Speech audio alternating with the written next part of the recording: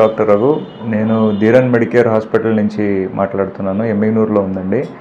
ఈరోజు వచ్చి మనం ఒక పేషెంట్ పెద్ద ఆవిడ 60 సంవత్సరాల పెద్ద ఆవిడ పల్లెపాడు గ్రామం నుంచి వచ్చినారు. ఆమెకు ఎడం వైపు మక్కియంక ఇరిగి 2 నెలలు అవ్వడానికి వచ్చింది.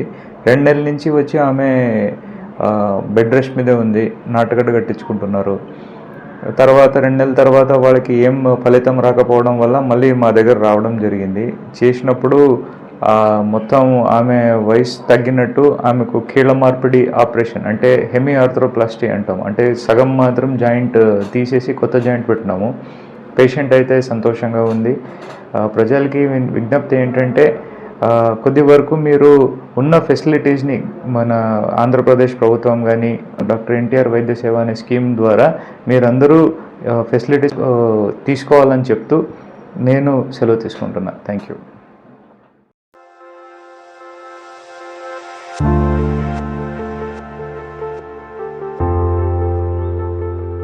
మా ఊరు పల్లిపాడు.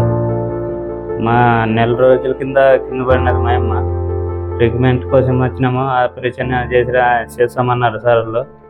మా అమ్మ చేయించుకున్నాను అన్నది. మళ్ళీ వచ్చినాము. నొప్పి అయిందాకే వచ్చినాము.